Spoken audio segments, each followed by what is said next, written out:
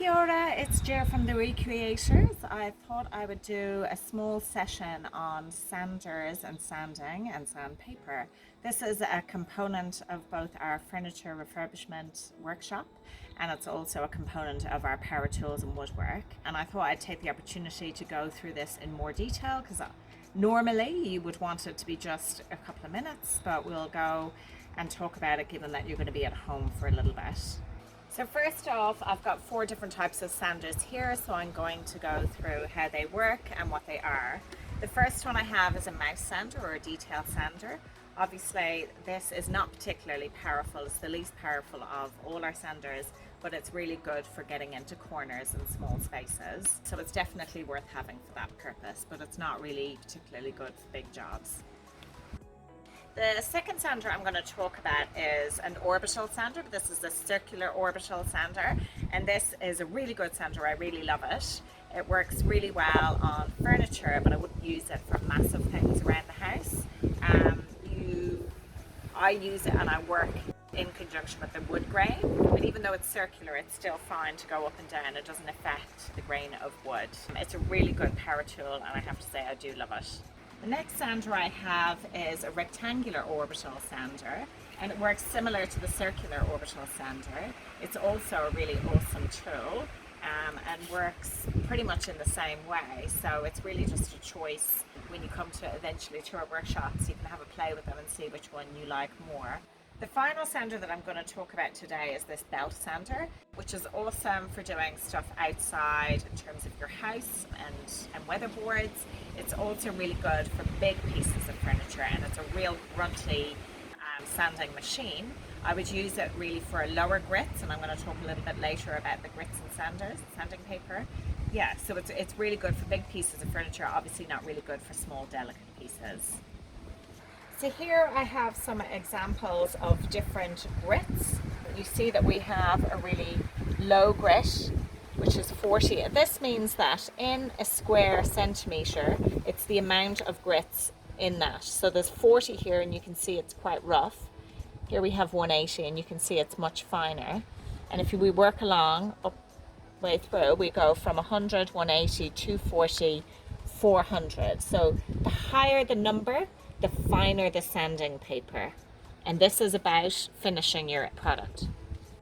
I'm going to take this macro carpet bench as an example of something that just needs to be sanded and oiled. We've had this for many years. We have 3 children that destroy this particular piece of furniture by denting it with various toys and pens. And so every now and again I take it out, give it a sand, re-oil it, and it looks good as new. So it's a really good example of something that just needs sanding. So before we start sanding, we need to talk about safety. So number 1 safety is obviously breathing. So you would wear a mask, I suppose the cheapest and easiest possible mask, but it really is only for one-off jobs. If you're going to do more regular sanding, get a more durable sanding mask. So here we have this particular one, and so they've got sanding pads that you can change. Finally, it's good to wear a pair of goggles to protect your eyes from any dust flying into it. So these are the really necessary pieces of safety equipment that you need to wear when you're sanding. So I'm going to start with a low grit with my belt sander just to get things nice and rough, and I'm going to work my way higher through the sanding paper to get this bench looking lovely and new again.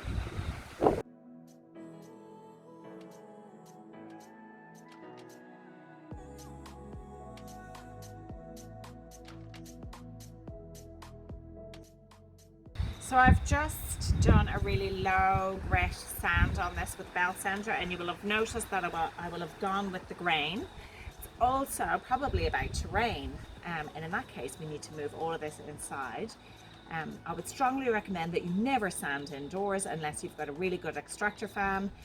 You really need to be outside for this kind of work, and it's better for multiple reasons. So this is really rough to the touch.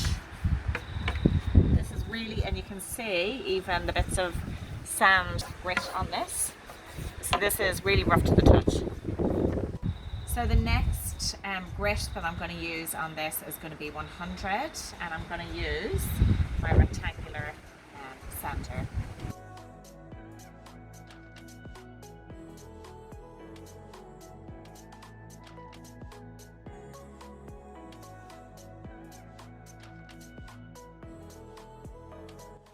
So after doing my 80 and then 100, there's a couple of little bits here that are not perfect. And so ideally I might just go back. I'm going to go back to my lower grit and try and get rid of these. But in order to do that, I want to be able to change my sanding paper. So I'm going to change my bell sander. So I lift this out like here, and that loosens this off so I can pull this out. This is really bad, needs to be chucked out, and I need to put a new one on. So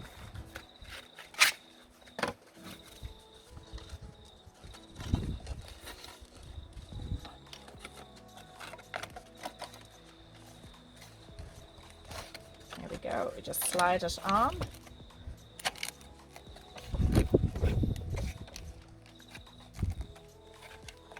And then just tighten it off.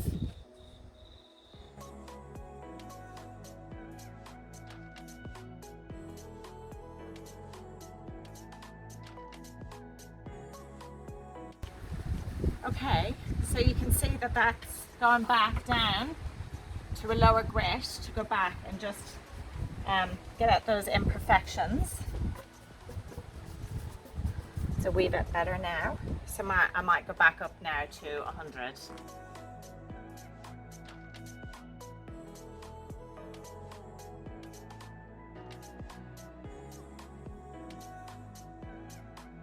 So one of the added benefits of having one of these rectangular sanders is that you can buy a roll of this sandpaper, which is more economical than buying these circular things. So you have to cut them to size, and you can use a pencil to mark your holes. And basically you just squeeze it up here, squeeze it down there, cut your piece to size, and then just fit it back in here.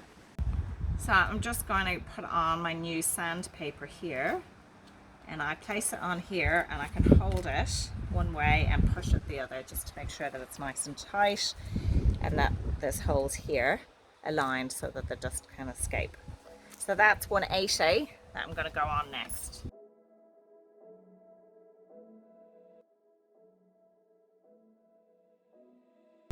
So the last round of sanding is going to be a 240 for me. You can go up to 400 and even up to 1000, but for the use of this particular piece of furniture, 240 is fine. Yeah, and then it should be ready for a wipe down and an oil.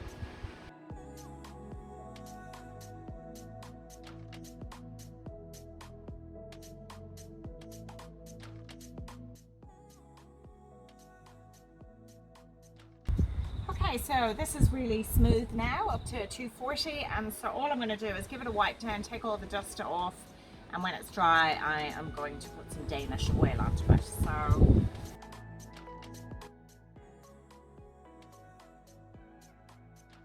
So with this particular piece of wood macro carpet, it just needs a sand and an oil. I'm a huge fan of Danish oil.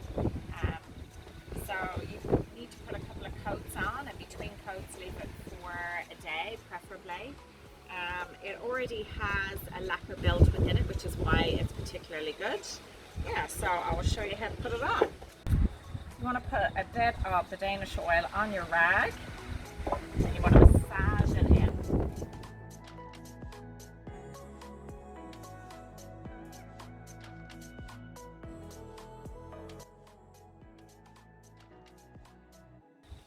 So I'm going to have to do this about 2 or 3 times, this coat, and I'm going to leave it overnight and do another coat tomorrow, leave it overnight and do it again, so the top and the bottom match.